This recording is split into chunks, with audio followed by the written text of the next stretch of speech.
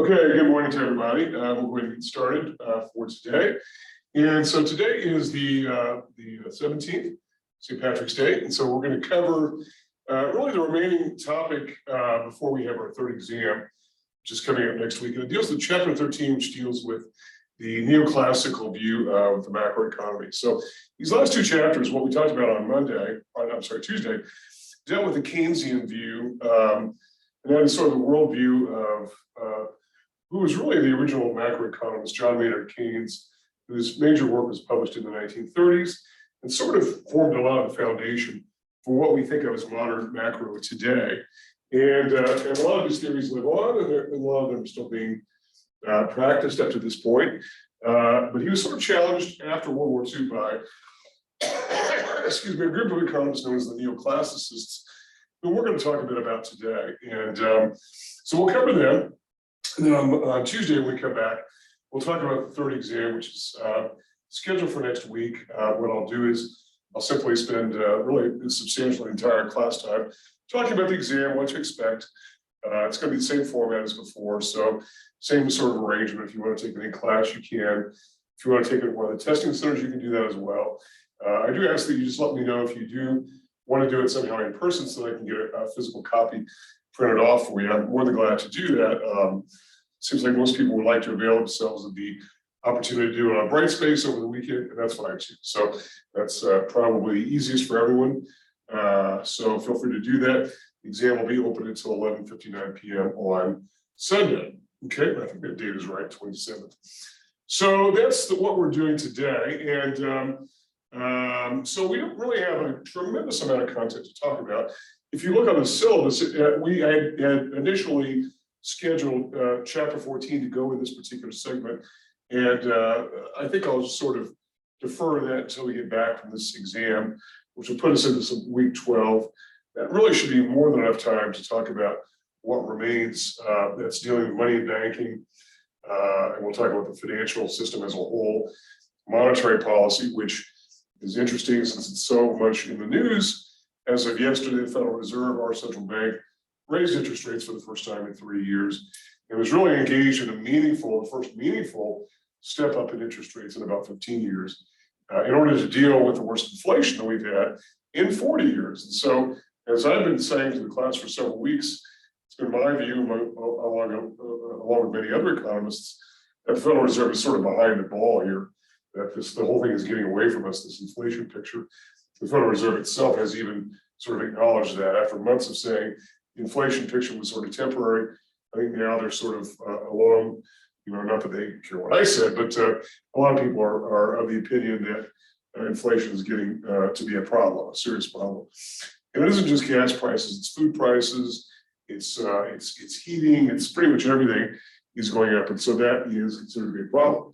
So we will talk much more about monetary policy as it plays out. I know we haven't really talked very much about the Federal Reserve as of yet, only to really sort of just define who they are. I talked a bit about stabilization policy in general back in the last segment of the class, the segments being divided by exams. And we talked about the idea that it's fiscal policy controlled by the president and Congress, monetary policy controlled by the Federal Reserve, and certainly the monetary policy issues are now coming into play where they've been sort of dormant for several years, just basically keeping interest rates low and pumping money into the economy. Now they're raising interest rates to sort of slow things down. They're going to probably try to pull money out of the economy in order to dampen the demand for goods, which should lower inflation, and more importantly, inflation expectations, because I think a lot of firms, it's probably safe to say, have been aggressive at up pricing their goods, knowing that consumers will simply go along with it, and they'll just chalk it up to whatever, the war in Ukraine, the president, whoever. There's always somebody to blame. And when we get to the fiscal policy piece, we'll see how the president really is not either to blame or to receive all that much credit, regardless of who the president is, because his or her role is usually pretty much limited to the specific things that are under that person's control. So that'll be more after we come back. So right now, what we want to do, though, it is interesting, though, because this discussion about policy and theory really is centered around the role of government. When we talked about the Keynesian theory on Tuesday, we talked about the fact that government has got a role to play. That what was the main tenet of Keynesian theory? The idea that particularly in depressed economic times, where there's recession and high unemployment, that it can't be simply relied upon for households and for businesses to simply spend more. And that they just can't be talked into doing so. And you can even lower interest rates, and Keynes himself talked about that. You can lower interest rates to bare bones levels, and it still may not be enough to stimulate the economy. And we certainly saw this right after the financial crisis and the recession beginning around 2008. And interest rates were pushed really low to the floor, and yet borrowers really weren't coming in to borrow, especially for home loans. But there were some credit issues too, where lenders were reluctant to lend, and they were getting a little bit conservative in that regard, to say the least. So the role of government is important, and the Keynesians believe the government's got a role to play. It doesn't really matter what we do in terms of monetary policy, in terms of lowering interest rates. It's the fiscal stimulus that's important to bring the economy to full employment. This is not the view of the classicists, however. Let's talk a bit about who the classicists are. I put both of those theories in the same slide package that I emailed to the class on Tuesday, or Monday night, I guess.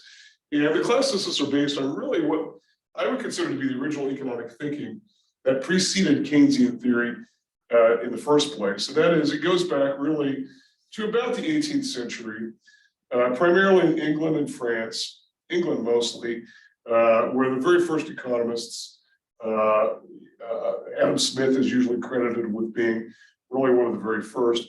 And it's interesting too that Adam Smith, he's sort of a celebrated figure, particularly I think in conservative economic circles today, free market circles, because of the fact that he was advocating individual freedom and liberty, individual business firm liberty and freedom, the ability to do what you want.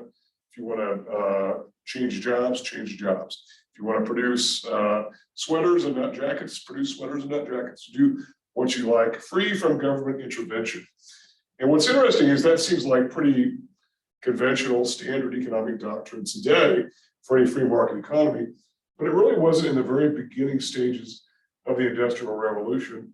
And his major work was published in 1776, which obviously is a year that means a lot to Americans, but we should be a bit careful here because he would have been on the other side of that argument, being a British subject, and he didn't really have great feelings for Americans at the time. So we should be a little bit careful about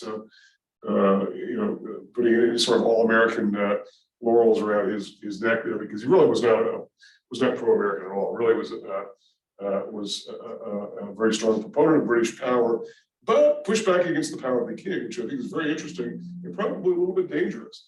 But he wasn't really an economist in a sense, because the term didn't exist. He was really a theologian. He was a professor of theology and philosophy at a university in Scotland. And so it was really sort of an outgrowth of the Enlightenment, which is sort of the intellectual counterpart to the Industrial Revolution and to the Renaissance. If the Renaissance brought back Roman art and Greek art and sculpture and architecture, then the Enlightenment brought back thinking in terms of mathematics and science, reason and logic. And so he was really a creature of that particular time. And so he was arguing that individual rights and liberties should be an outgrowth of that, to be able to freely choose what to do. So he was one of those. His follow-up to him was not really contemporary, but sort of contemporary, was a guy named David Ricardo, who was a member of Parliament. He was also a wealthy stock market investor, ran a stock brokerage firm in London. And Ricardo was probably the first true rigorous theoretical economist in terms of constructing models like what we would see today. A lot of what he would have talked about in the early 1800s would make sense today to a modern student of economics or to a modern economist. And even some of the theories that he was beginning to sort of think back on them toward the end of his life and even revise them, which I think is a sign of strength in any particular theorist. So anyway, what are some of the tenets? We'll talk about what some of those tenets are here in a minute. Oh, and then also I should probably say that now we've also got some others, and Karl Marx is included in this list, and I think I've mentioned this before, Now, it seems like a real anomaly to put Marx in the category with Adam Smith and David Ricardo, who look like they couldn't be anything more opposite. But Marx came a bit later than those two, and really had his own sort of ideas about the way industrialization was going. And I think that industrialization has growing pains early on. I think that's pretty clear. We're seeing this happening in the newly industrializing economies around the world, where old command economies are falling and new command economies are taking shape, like India and Russia, China, where there's lots of monopoly formation. I know that there's a lot in the news about the Russian oligarchs. Well, they're not really so much oligarchs as they are monopolists, really. That is, they control certain industries for the most part. And they were primarily state-owned previously, and they sort of, however they got control of them, they got control of them. And so there's like an aluminum king and a fertilizer king and a steel baron in Russia. And those are things that we don't see that much in true industrialized economies, where there's a little bit more regulation as to who owns industries, usually owned more by private investors and by ordinary individuals in and of themselves. And what am I seeing on the screen here? I've got some sort of, oh, that's someone's camera view. Okay, never mind. So, and by the way, I should have mentioned, I don't think I mentioned, I think I mentioned my other class, that I can't hear you guys. And I just thought it was because of the fact that maybe nobody really wanted to speak out. But apparently I can't hear, in this room, I can't hear people unless I've got the projector on. And it's a projector that beams a big light here. And I don't have my things, my presentation doesn't really work for this kind of a class with just slides. I can't do just PowerPoint slides, which is why it usually goes into Brightspace. But in this case, I sent them via email to you because of the issues with Brightspace. But so we're just going to have to kind of live with it. And if you have questions and whatnot, and excuse me, I'm just plugging in my laptop here. If you have questions, just type something in the chat box if you want to get me in real time, because I know we have a number of people on the live Zoom link, and I'll see it because it does pop up, and I'll be able to see what's going on. But unfortunately, I can't hear you. I didn't really realize this until a few days ago when I had AV, our audiovisual department, out. And they said, well, you have to have the projector on, and it's just not going to work. And we've tried it for a little bit Monday, and it didn't work out well. So I apologize for that, but it's too late to change rooms. Excuse me, it's late in the semester, so bear with me if you would. So now, what's interesting about this discussion is I've been talking about the classicists, and your textbook refers to the neoclassicists, and we're going to get there in a minute. But after World War II and the Depression, the classical theory sort of made a revival of sorts in a pushback against Keynesian economic theory in really major ways. And what happened was there was some concern that Keynesianism was really too much concerned about unemployment and recession and even depression, which is a very deep recession, and not enough on inflationary pressures and how to manage growth and how to manage other sorts of issues without government involvement. Because one of the tenets of classicism, even going all the way back to the 18th century, was the idea of limited government involvement, individual freedom, and that individual freedom extends to business firms as well as to ordinary individuals.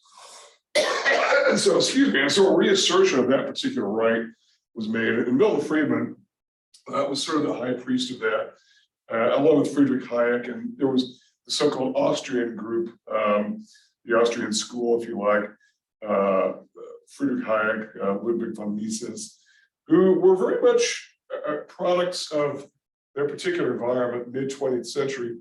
And I know that some people who adhere more to the Keynesian line look at them as sort of extremists in their denunciation of government-controlled economics. But I think you can sort of forgive them a little bit, because they were from Austria. They were just really just a day's tank ride from Soviet forces moving into Austria. They were right on the border with Hungary, which was controlled by really by the Russians at the time. And they were very much concerned all the time that the Soviet Union, which was the old sort of state of Russia, would roll into there. So they were always concerned about that and imposing a command economy, which they were always worried about. So that's sort of where their orientation is, sort of against government. Sometimes these theorists today, especially the neoclassicists, are known as freshwater economists because of their concentration around the sort of the Great Lakes region in the United States. Around the University of Chicago is sort of the epicenter of this. Lots of Nobel Prize winners come from the University of Chicago, all of them having to do with this sort of classical thinking. Milton Friedman himself was at the University of Chicago for many years and was a Nobel Prize winner. And there have been many, many others who have gone there. Robert Lucas was there, and I think still is there, although I think he's very elderly by now. Milton Friedman died about 15 years ago or so. And I went to a freshwater school, and so I was definitely steeped in this sort of view of neoclassicism and concern over some excesses, perceived excesses of Keynesianism. And I just sort of soaked it in, didn't necessarily absorb one theory or the other, but I think it's important to really understand where theorists come from so that to get an idea of what's on their minds. So what are some of the tenets of classical economic theory or the neoclassical theory? We just simply call them neoclassicists because they sort of came after World War II. And there are a couple of main strains of this. One is monetarism, which is really where Milton Friedman came in to sort of pioneer the advocacy of monetary policy as a stabilizing force. Not fiscal policy of taxation and government spending, but control of the money supply. So monetarism on the one hand, and something called the rational expectations theory on the other. We'll talk about both of those today. So what are some of the main tenets here of classical thinking? Number one, the economies are typically stable and operate at or near full employment. Now, this is obviously quite different than what we saw. And there's a reason I put both of these theories in the same slide package, so you can kind of go back and forth, just toggle up and back and forth to see how these differ. And that's a pretty stark difference, is that the Keynesians believe economies are inherently unstable and do not always operate at full employment and sometimes get stuck. This whole idea of stickiness, gets stuck below full employment and can't get out of the rut, and they need a little bit of a jump start in order to get out of it, and the jump start is government spending usually. The monetarists and the classicists believe that economies are generally stable. That if there's any kind of out of whack condition that's going on, it will find its way back to getting in whack, if you like. That it doesn't require government to do that. And they point to the fact that sometimes government can do too much. And that for the most part, when there's part of the theory is of more flexible prices and wages, as opposed to the sticky wages and prices that Keynes argued strenuously for. The classicists and neoclassicists arguing that prices are pretty stable, but they can fluctuate. And then if there's excess inventory because people aren't buying because the economy is slowing down, firms will lower prices to clear off excess inventory. And if they have workers who are not needed, then workers will either accept wage cuts or they'll go away and they'll take jobs paying less until the economy gets back to its full employment condition. But people are still generally going to find some kind of work if they want to find it. There's a lot of optimism behind this, a lot of sort of counting on the private sector to do and to do the kinds of things that they think they should do, like workers being able to find jobs and whatnot. We know that workers sometimes can't find jobs, even despite the fact that they may have to take a lower paying job, and sometimes that doesn't always happen. For various reasons, sometimes people can't take a job that's offered because the hours don't fit with their family schedule or other sorts of commitments and whatnot. So the flexibility is important here. And so when an output gap exists, the economy will self-correct and move back toward a full employment equilibrium. Aggregate demand and aggregate supply are relatively stable. And then where this idea comes from with the aggregate supply curve comes really from classical thinking. So you've got this kind of thing, this should be PY. On a PY plane, which is the basic macro model we've been talking about, the theory is that long-run aggregate supply is vertical. Meaning that, and again, think about what this means, that whenever you have a particular expression in economics that is parallel to, it's either vertical or horizontal. Whatever it's parallel to, it's that thing, whatever that variable is, in this case, the price level, does not impact this. So the price level is independent of long-run aggregate supply, or maybe I should say it the other way around. Long-run aggregate supply is independent of the price level. It doesn't depend on the price level that firms are going to supply in the long run what they're going to supply based upon their long-run expectations. And one of the differentiating factors of neoclassical thinking from neo-Keynesian thinking is the idea of the emphasis on the long run. The long run is really critical with classical thinking. The idea is that, okay, maybe there's a recession going on and firms are seeing a buildup of inventory because buyers are staying away. And firms will lower prices in order to clear the inventory. They'll lay workers off. Workers will be out of work for a time, and they'll be able to get relief through unemployment or whatnot, or they'll take lower paying jobs, or they'll take wage cuts to existing jobs, or reductions in hours, which is effectively a wage cut. And then but they'll still stay employed. And once the economy begins to recover, it will push its way back toward full employment, and then which means people will have more money to spend. They'll be working more, spending more. Businesses will be able to produce more, and so the economy will right itself without any sort of a nudge from government. And the Austrian school even went so far as to say that, you know, the animal kingdom doesn't have governments. They've been existing for millions of years, perfectly fine. They get along well, and they live mostly in equilibrium. So this idea of general equilibrium analysis is very critical in neoclassical thinking. The idea that equilibrium is a state of nature, including in economics, that the GDP in the long run is really a full employment GDP, somewhere out here, but more importantly, it's in equilibrium. And so we can put a little star by that on the PY plane. So the long run condition of the economy is there, okay? And then furthermore, and I think this is a little bit later in this slide, oh yeah, it's next here, is the creation of new aggregate demand in the short run only does what? So if you have AD, we'll say AD0, that corresponds then to some price level, which we'll call P0, which again is an equilibrium condition, that if the government gets the bright idea in this thinking that it wants to stimulate the economy by so doing or engaging in any kind of spending, if AD1 to AD2, et cetera, all it will end up doing in the long run is pushing up the price level to some P1, P2, and does nothing to change GDP whatsoever. That all these additions to aggregate demand that the government is engaging in are simply inflationary. And in the long run, they really don't improve GDP at all because GDP is relatively fixed in the long run.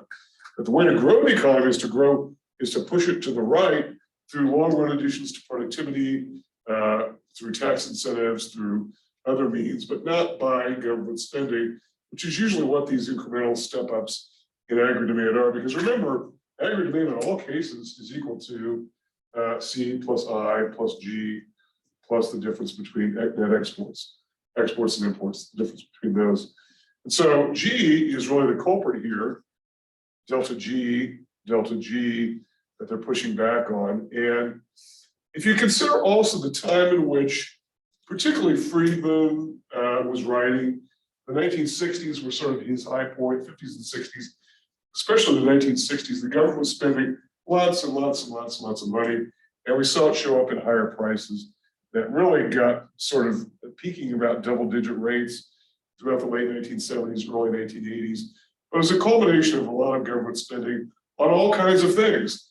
And remember, when we talked about what could shift aggregate demand, we said it's simply a shift in consumption, a shift in investment, a shift in government spending, net exports and whatnot.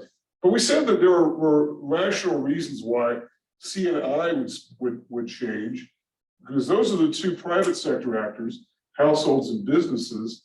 And the households might do it because they get a tax cut, or they feel good about the economy. I mean, if we're talking about an increase, that is, they feel good about the economy, or whatever, all kinds of opportunities that if households feel good about things. Investment spending by businesses might increase because of low interest rates, tax incentives, general optimism about the economy, et cetera, new technology, all that sort of thing. But government, does its own thing for its own particular reasons.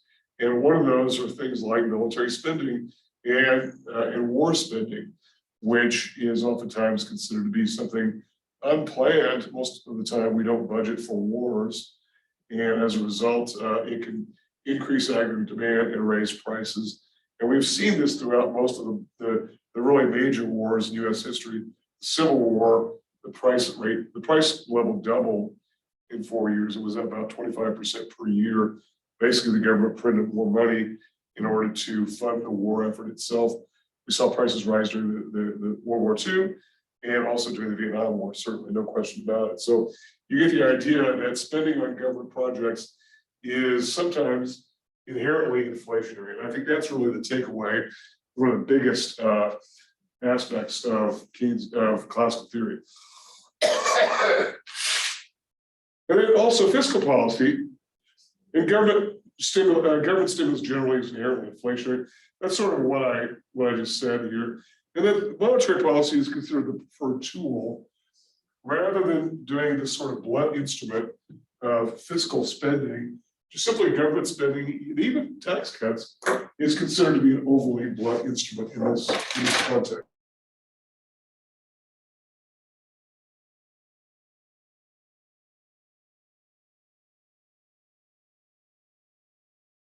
Sorry, my laptop's gotten unplugged here, and I want to make sure I keep it plugged in so I don't lose what I'm doing here. So monetary policy is the preferred tool, and it is really the main theory of the monetarist view of the economy. Okay, and then the next slide that we've got in this package is some of the branches of the neoclassical thinking. First of all, is monetarism itself. I talked a bit about what that's about. Sort of the epicenter of this was the University of Chicago and the work of Milton Friedman. It's known as really the Chicago School of Thought, and it really persists to this day. There's still a very robust faculty at the University of Chicago which advocates a lot of these ideas of the long run being sort of an emphasis that we shouldn't be overly concerned about short run fluctuations in the economy, that people will figure it out, that leave it to the supply side, and when I say supply side, I mean business firms, but also people supplying labor, that they will figure it out, they will work it out on their own. And by the way, what's really interesting too is the idea that, and this especially comes from some of the Austrian school thinkers, which is sort of a subset of this whole neoclassical school, is the idea that of all the trillions of decisions that are made in a macroeconomy in a given year, whatever the number is, I mean, just a gigantic number, how can any one government made up of human beings, after all, possibly keep that straight and be able to order an economy based upon a command economy system, whereby we project how many tubes of toothpaste we should produce in 5 years, not even just 1 year, but 5 years, which is what these command economies took as their ambitious projects, or how much steel should be produced, or how many people should be employed in making batteries. I mean, you get the idea, it just goes on and on. All these production and consumption decisions can't simply be made, that you've got to leave it to private individuals to work these things out for themselves based upon their own best circumstances. And by the way, Adam Smith talked about something called the invisible hand. And it's this idea, and it's not very rigorous sounding to today's economist who is much more comfortable with the tools of analysis like mathematical modeling and statistics. But he talked about the fact that if everybody sort of stuck to his own knitting and minded his or her own business, things would work out best for everybody because everybody would be trying to improve his or her own situation. And as a result, everybody would all be better off because we're trading with each other.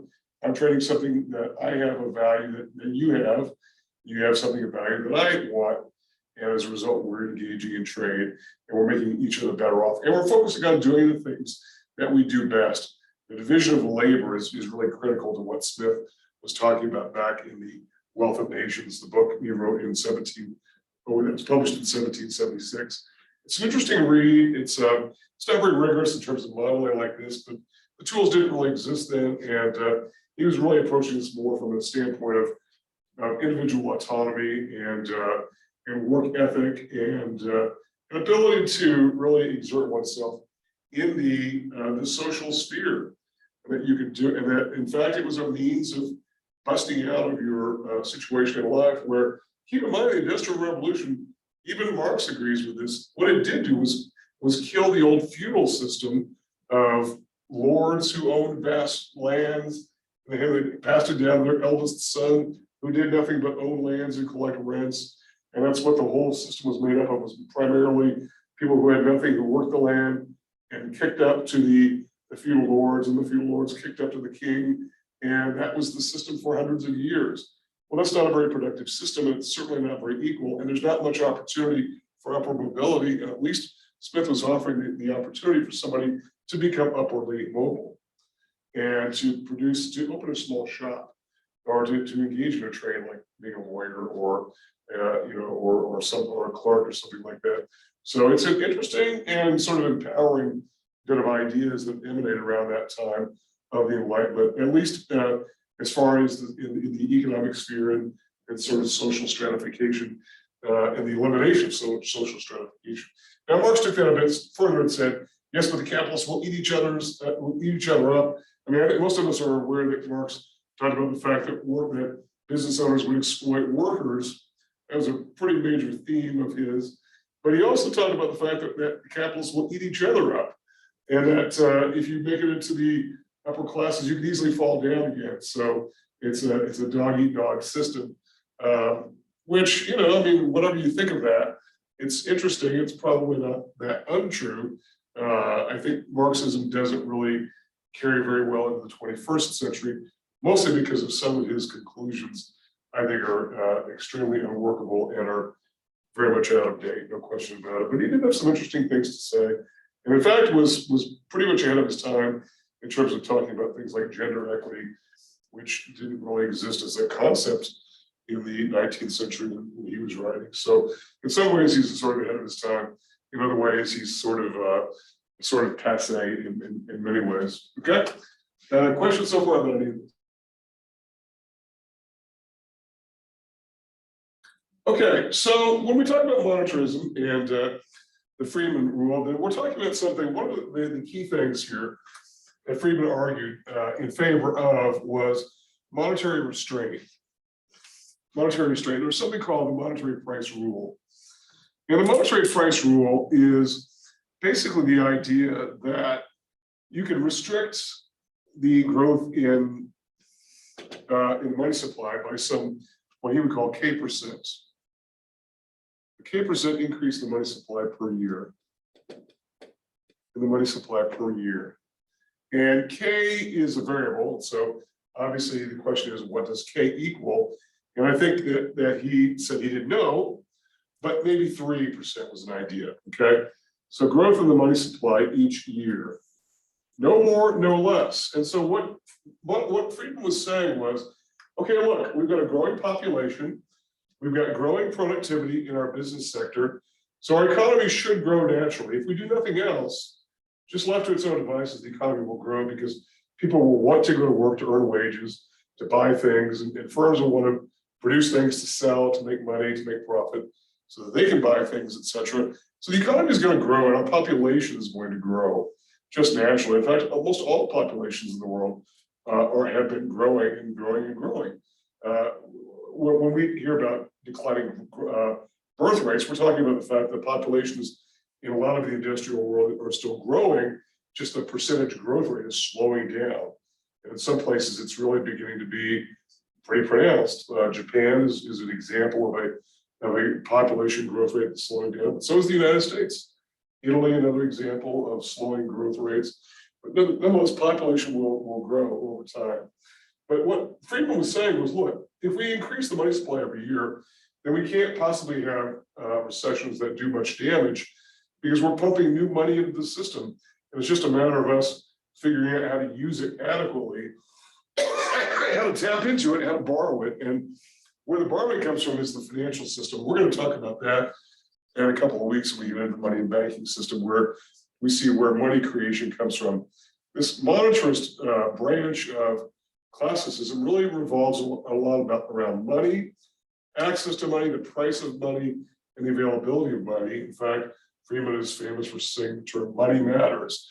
and obviously to most of us, it's pretty important. But obviously, from a macro perspective, it's important because you say, look, how can you have deep recessions when you've got just an automatic increase in the money supply every year? And maybe because K is a variable, it's not a 3% rule, it's a K% rule.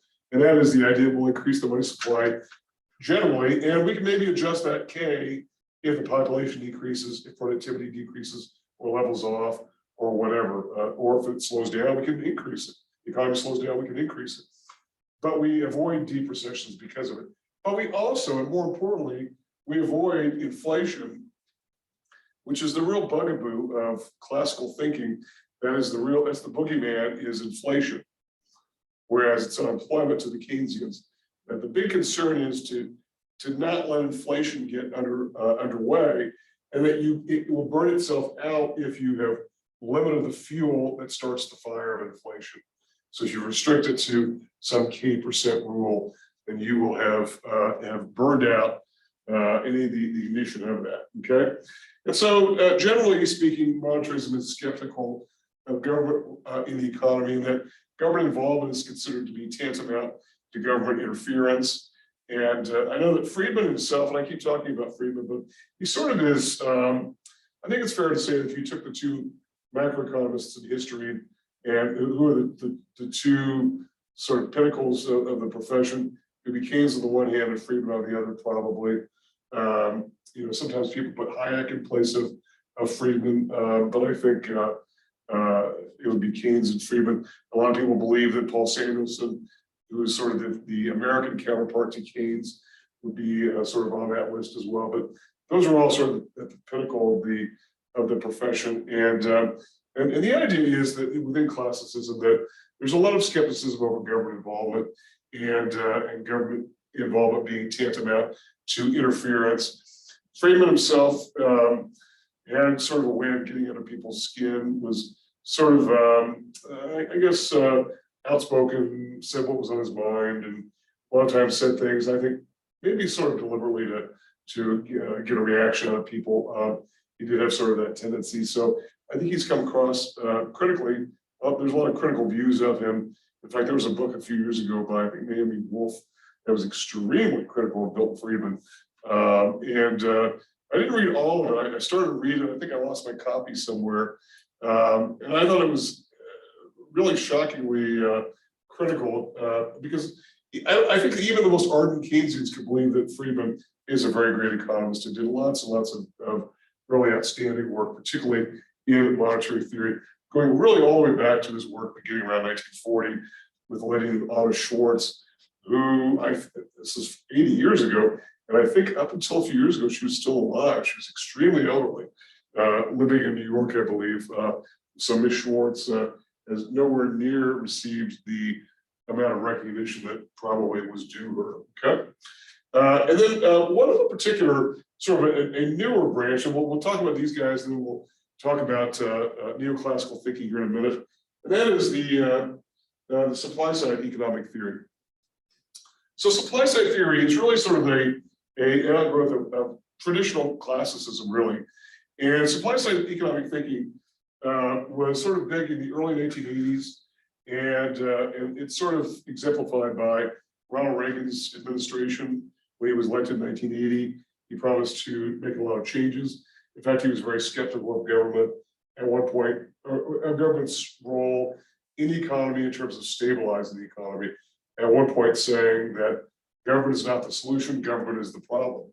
Well, that's a pretty stark difference. It's a real walk back of traditional Keynesian thinking, isn't it? The idea that government is not the solution, government is the problem.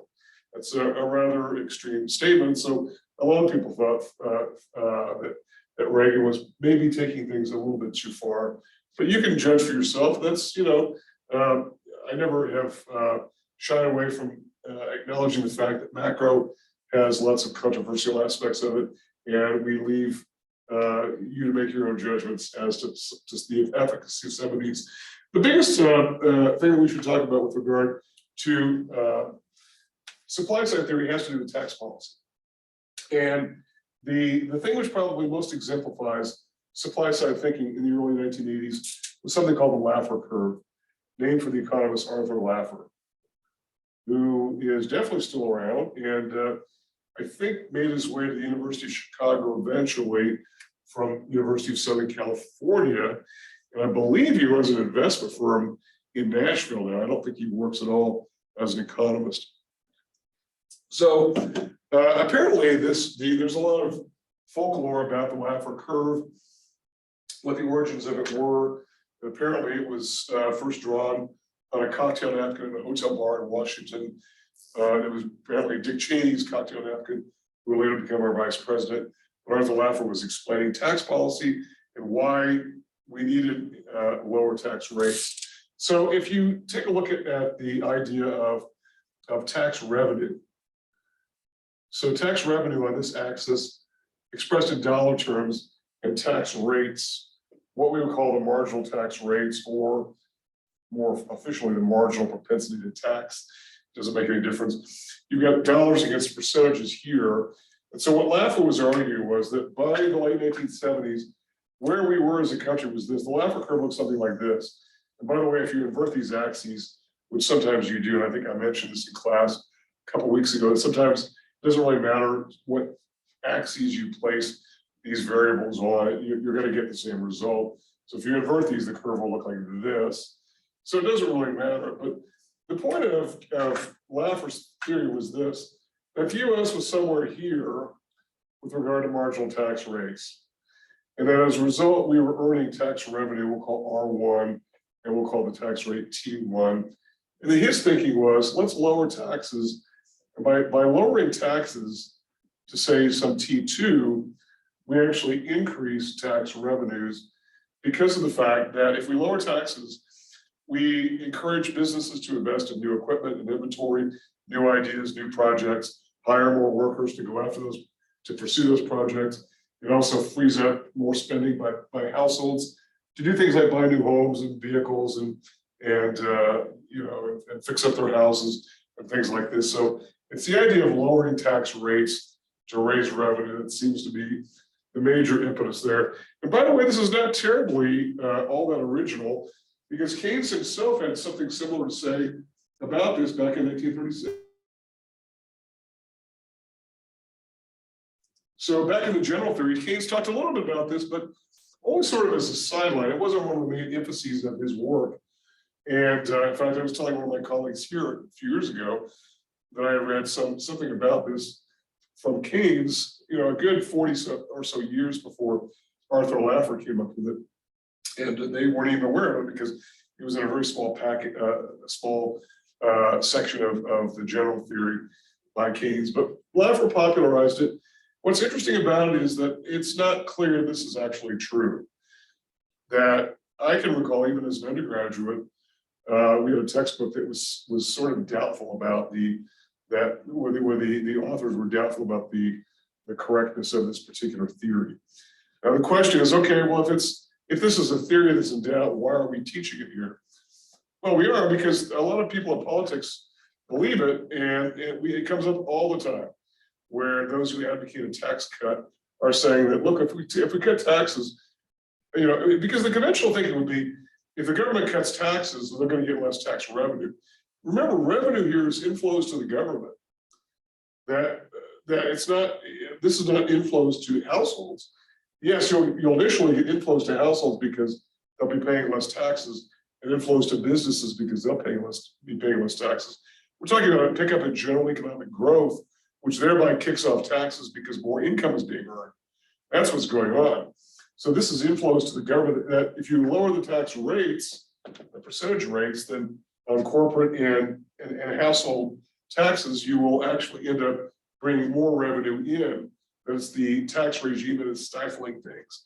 And the theory is interesting. It is not clear that it is actually true, but we bring it up, we mention it because it comes up again and again. Whenever politicians in Washington are talking about lowering taxes, they almost invariably talk about the fact that we'll raise more revenue as a result.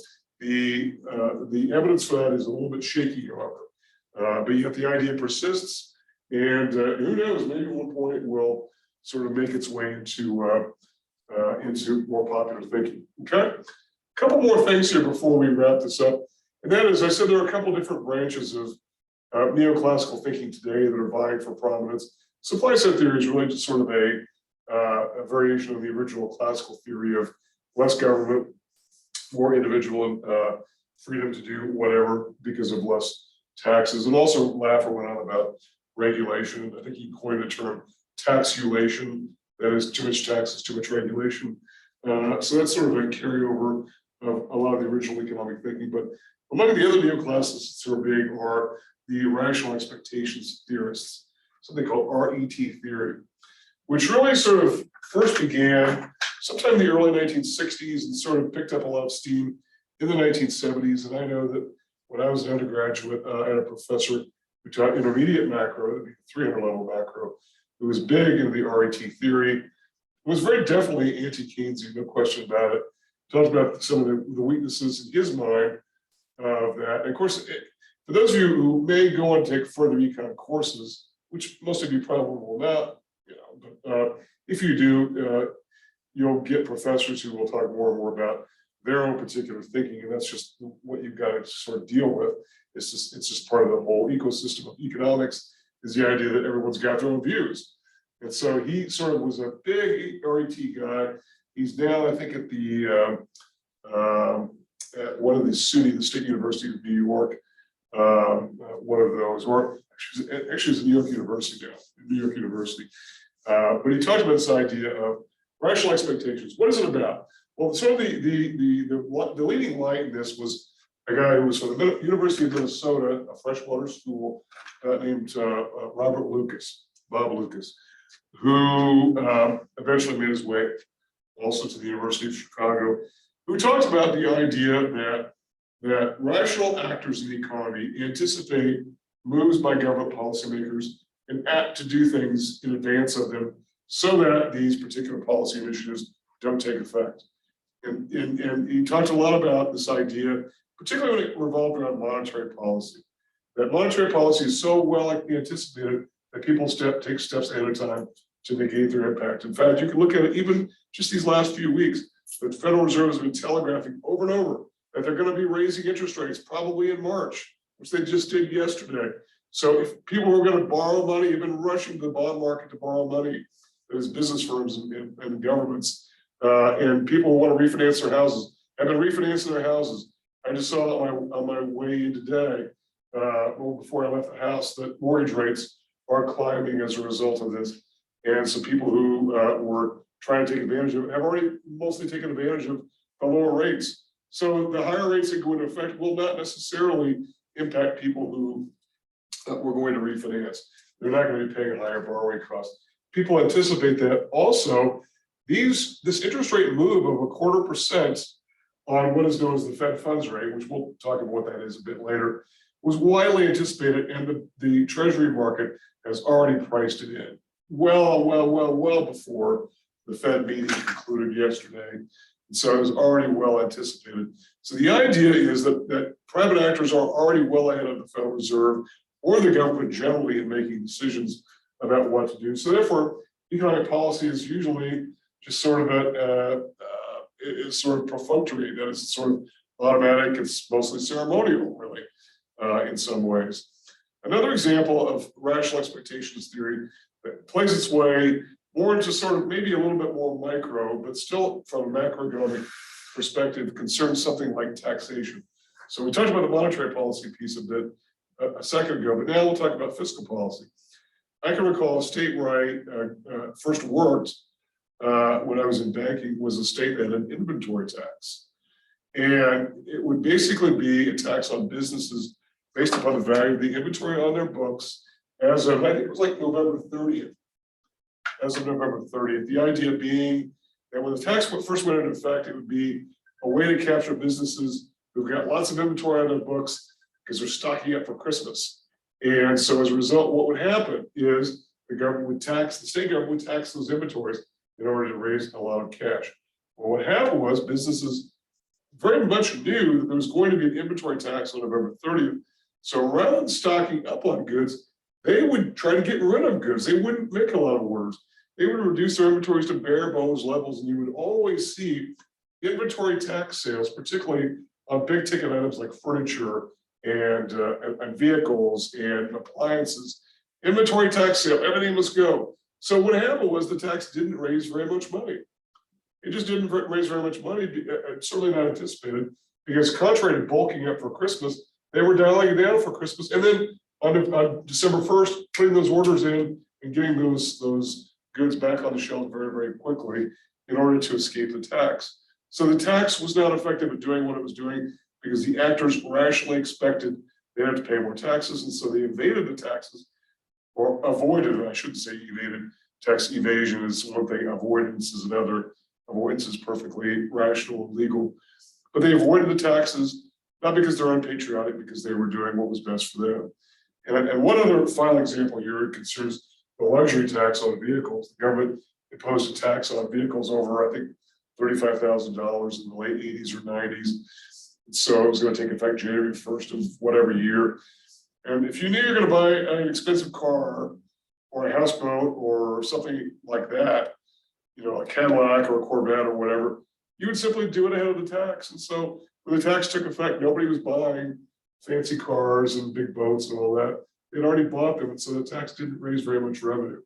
So it's the idea that people anticipate forward, they rationally expect things to happen, and thereby negating the impact of policy. And so that's really a lot of what's going on with RET theory.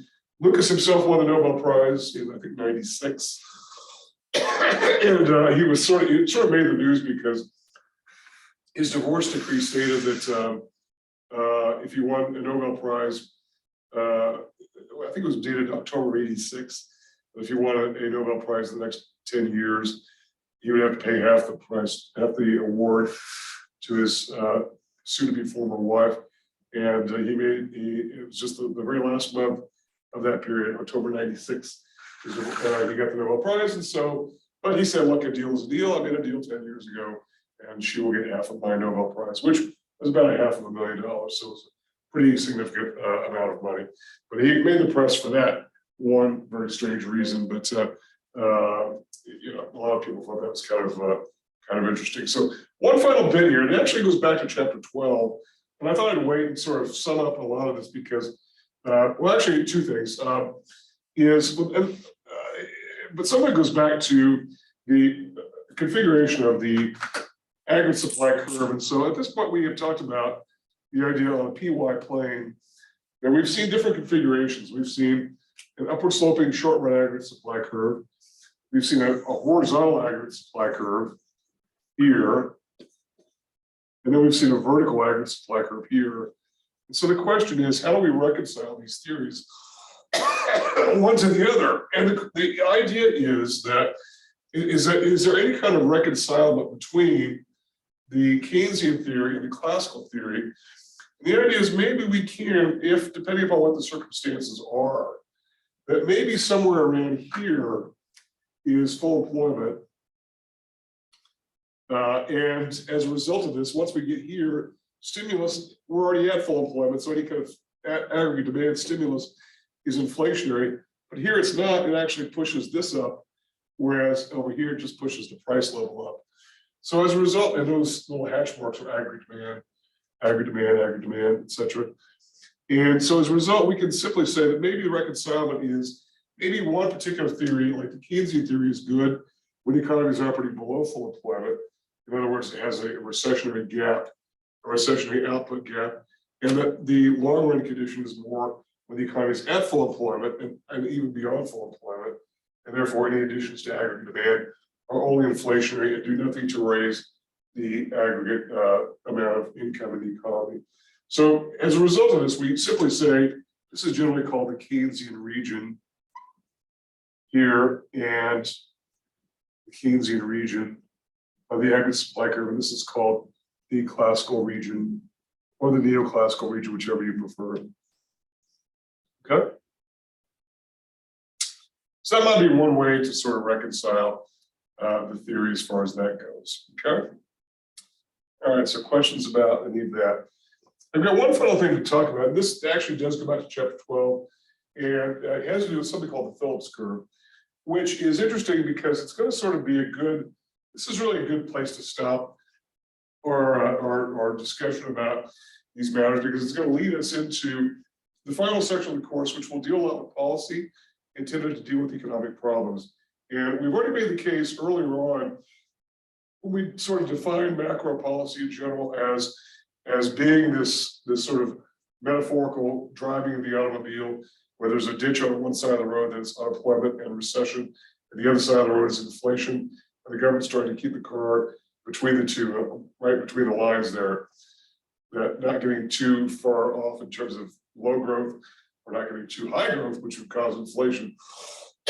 And so it's resulted in a real policy dilemma over the years that somehow needs to be balanced. And it's something known as the Phillips Curve, which your text talks a lot about that. It was named for an economist named William Phillips, who did a lot of his work in the 1950s at the London School of Economics, where he basically did some observations of unemployment and inflation, both of which are expressed as percentages. And what he did was analyze primarily British and American data and ended up with this sort of set of observations. If you plotted by time scale year after year after year, what you ended up with was something like this, where you've got a downward sloping curve called the Phillips curve that basically said what? That said that you've got a dilemma on policymakers, that is. And again, in macro, when we talk about policymakers, we're almost always talking about government, because government is really the only actor that can make any meaningful action in the macroeconomy. But there's a dilemma. And the dilemma is this: if the economy is operating with a very high unemployment rate, and let's just say it's 9%, and the inflation rate is fairly moderate at 3%. But the way to deal with that is to speed the rate of economic growth up to pushing that down, but in so doing, you get a little bit of inflation in the bargain. And so as a result of this, to get more of one thing, you've got to give up something of the other. And this is why it's downward sloping. The Phillips curve is a downward sloping phenomenon. And if you reverse the condition, so we've got too high inflation, and the way to deal with inflation is to slow the economy down. Well, you do that, and then you get more unemployment as a result. So remember, the downward slope on any kind of a curve means that if one thing goes up, the other thing goes down.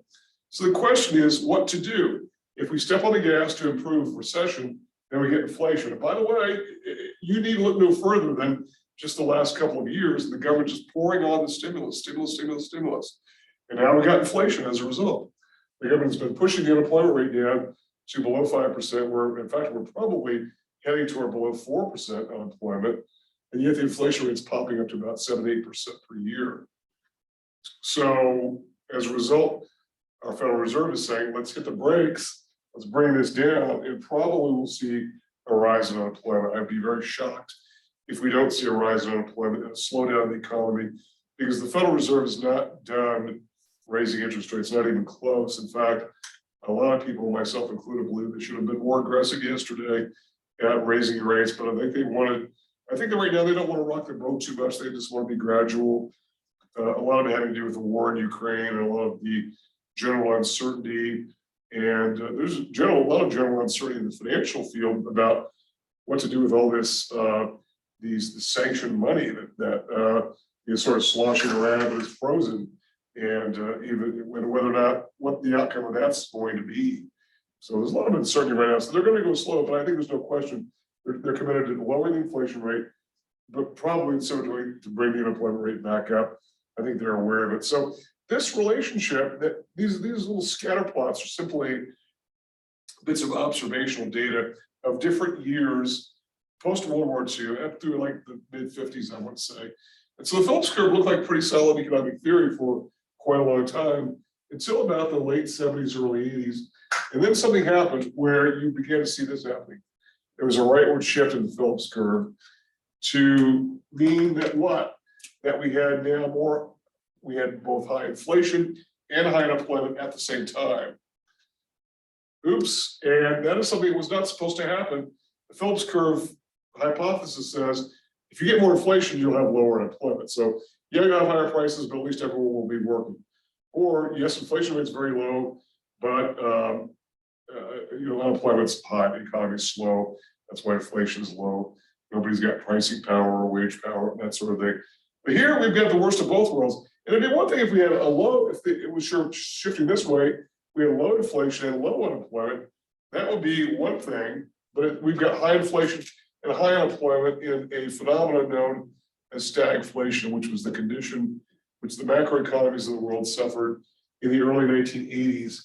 And it was a real economic problem, a very serious economic problem, to the point where supposedly textbook publishers of econ texts were saying to the economics profession, you guys have got to figure this out before we start publishing new editions of economic theory texts, because which is what this class is a theory class, because of the fact that this is not explained.